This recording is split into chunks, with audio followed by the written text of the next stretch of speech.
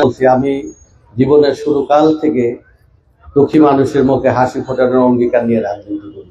ভাগ্যগত মানুষের অধিকার প্রতিষ্ঠার জন্য রাজনীতি করি। এই প্রায় 5 দশক ধরে আমি নিঃশর্তভাবে কাজ করে গেছি। আমার সবচেয়ে ভয় যে আমি যে গুরু দায়িত্ব, সেই দায়িত্ব যদি পালন করতে না পারি, আমার এহকাল এবং পরকাল দুই যাবে। আপনারা দোয়া করবেন। আপনাদের কাছে আমার দলের নেতৃত্বে মৃত্যুবরণ করলেন এমন একটা সময় যখন প্রভাতে ফজরের আজান হচ্ছে।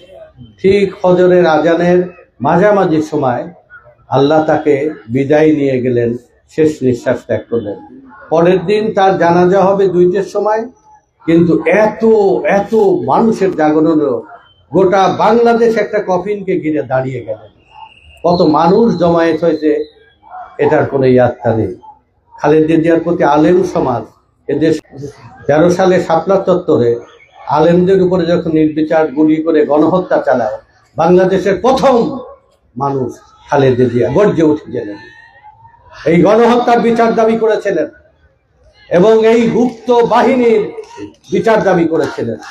দ্বিতীয়ত, যখন মাওলানা দেলোয়ার হোসেন সাঈদীকে যখন মৃত্যুদণ্ড দেওয়া হয় বিনা সাজানো বিচারে, তার বিরুদ্ধে রুখে দাঁড়ায় খালেদা জিয়া এবং তার যে সমস্ত আলেম সমাজকে হত্যা করে তার বিরুদ্ধে আন্তর্জাতিক আদালতে বিচার তুলে ধরেন।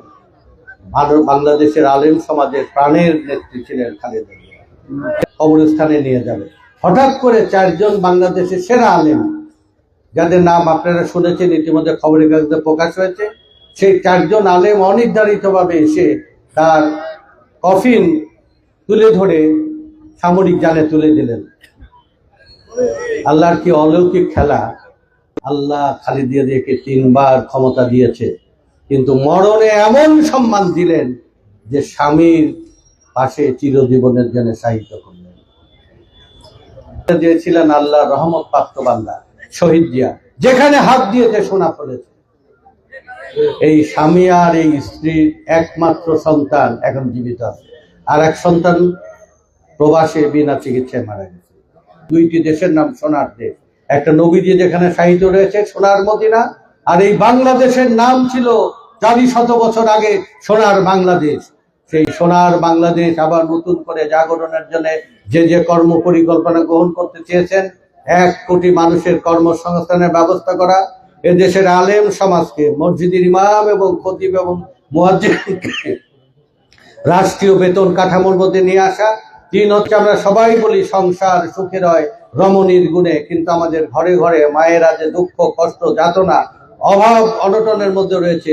যদি এই অঞ্চলের 1000 মানুষ যদি কর্ম অন্বেষণে শহর গ্রামে খেতে খামারে কারখানায় যায়, তার মধ্যে 500 লোক হয়তো উপার্জন করে বাড়িতে চাল ডাল নিয়ে যায়, আর 500 যখন ব্যর্থ মনোরথে যায়, তখন স্বামী লজ্জা মাথা নত করে যায়, স্ত্রী তখন এ বাড়ি ও বাড়ি থেকে দান ভিক্ষা নিয়ে সন্তান এবং স্বামীর মুখে খাবার জোগা দেয়। যে মা এইভাবে অপমান সহ্য করে, আল্লাহর রহমত এখানে আসবে না।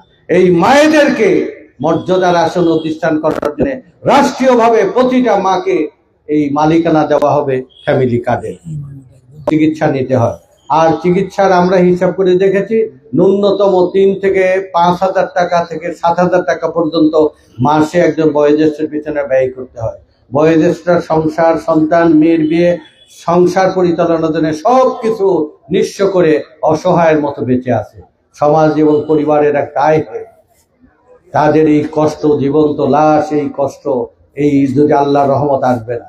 সেজন্য এই মানুষগুলোর চিকিৎসার জন্য স্বাস্থ্য কার্ড দেওয়া।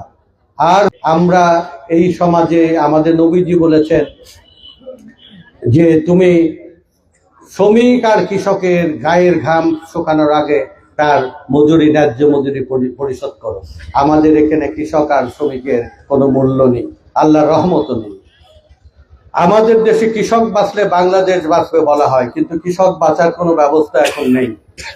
যদিও গয়েশপুর বাজারের কিছু অর্ধেক মানুষ বাণিজ্য ব্যবসায় চলে গেছে, অর্ধেক যেটুকু কৃষি কাজ করে, তারা দেখবেন কৃষক যা কিছু কেনে তার দাম বেশি, কৃষক যা কিছু বিক্রি করবে তার কোনো মূল্য নেই।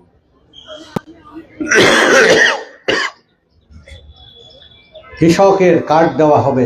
আর আমার দেশের সন্তানের এখন দায় হয়ে রয়েছে। সন্তানেরা হবে সোনার সন্তান। সন্তানদেরকে মানুষ করা হবে নীতি শিক্ষা, ধর্ম শিক্ষা, বিজ্ঞান শিক্ষা, প্রযুক্তি শিক্ষা, আধুনিক শিক্ষায় শিক্ষিত করে সন্তানকে সোনার সন্তানে পরিণত করা হবে। বাংলাদেশকে একটা উন্নত বাংলাদেশ করার জন্য জিয়া শাহাদত বরণ করেছে। খালেদা জিয়া শত নির্যাতনের মুখেও এই দেশ মাতৃকার জন্য লড়াই করে গেছেন। তার সন্তান বাংলাদেশকে সকল অভাব জাদুঘরে বন্দি করে এক সোনালী বাংলাদেশ গঠন করবে। সেই সোনালী বাংলাদেশ গঠনের যে লড়াইয়ের অগ্রবর্তী বাহিনী রয়েছেন আমাদের বিএনপি নেতৃত্ব, আর প্রাণ শক্তি রয়েছেন আমাদের তারুণ্যের 3 সংগঠন, আর জনগণের সাথে সম্পৃক্ত হয়ে ব্রিজ করে তোলা, কঠিন ঐক্য করে তোলার জন্য 4 সংগঠন। এই 7 সংগঠন পাবনায় যে নবজাগরণ তৈরি করেছে, সেই নবজাগরণের সাথে আপনাদের জনগণের ডোর টু ডোর আজকে সম্পৃক্ত করে দেওয়া। বিএনপি মিটিং করলেও অনেক যা আগ্রহ না জাগরণ তৈরি হয়। 7 সংগঠন মিটিং ডাকলে এত লোক, দেখেন আপনারা আজকে ভাবেন এই যে নতুন জাগরণ সবার মধ্যে একটা নতুনত্ব এসেছে, তাদেরও গুরুত্ব বেড়েছে, মানুষের মধ্যে সমস্ত দ্বিধা অনৈক্য সব নিঃশেষ করে আমরা একটা একতা গড়ে তুলেছি। আর একতা কি ফল দিয়েছে? 2 আর 2 4 না দিয়ে 2 আর 2 22-এ পরিণত করেছে। একবারে প্রভাতে ঘুম থেকে উঠে বাড়ির সাথে 400-500 লোক থাকে, তাদেরকে সুখ দুঃখের কথা শুনে বিদায় করে কোনোভাবে একটা রুটি খাওয়ার সুযোগ হয়, বেশিরভাগ দিন হয় না। এই যে গভীর রাত পর্যন্ত বিনিদ্র রজনী আমি মানুষের দাঁড়ে দাঁড়ে ঘুরি, একটি লক্ষ্য খালেদা জিয়ার এই দায় যেন আমি পরিশোধ করতে পারি। 22টি বছর আমি খালেদা জিয়ার সাথে ছিলাম, সন্তানের মতো ভালোবাসা নিয়ে, স্নেহ নিয়ে, আর তার সমস্ত ভালোবাসা আমি পাবনায় উৎসর্গ করেছি। পাবনার মানুষের অধিকার প্রতিষ্ঠাতে কাজ করেছি, কাজে লাগাতে পারি। আপনারা কি মনে করেন যে গয়েশপুরে ধানের শীষ আছে? বিরোধিতাকারীদেরকে আমরা ভালো রাখবো। আর আমাদের যুবক ছেলেপেলেরা যে এখানে আছেন, আপনারা কি ভোট কেন্দ্র পাহারা দেওয়ার মতো ক্ষমতা রাখেন? আপনারা সকাল 7:30টার সময় ভোট কেন্দ্রে যে ভোটের ফলাফল গণনা না করে ভোট কেন্দ্রে আসতে পারবেন না, এ দায়িত্ব নিতে রাজি আছেন?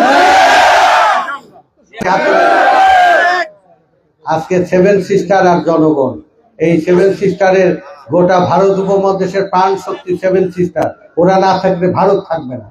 আর বাংলাদেশের এই পাবনা জেলার যে নবজাগরণ তৈরি হলো, 7 সিস্টার হচ্ছে সংগঠনের প্রাণ শক্তি। আমরা আগামী দিনে প্রতিটা কল্যাণ যেন মানুষের ঘরে ঘরে পৌঁছে দিতে পারি। তাহলে আমাদের এত লোক পাবো কোথায়? এই যে এত লোককে আমরা সবাইকে দায়িত্ব বন্টন করে দিচ্ছি। এখানে নেতা একটা না, পিরামিডের মতো নেতৃত্ব হয়েছে, একজন সব সম্মানের অধিকারী, সবাই মিলে একজন।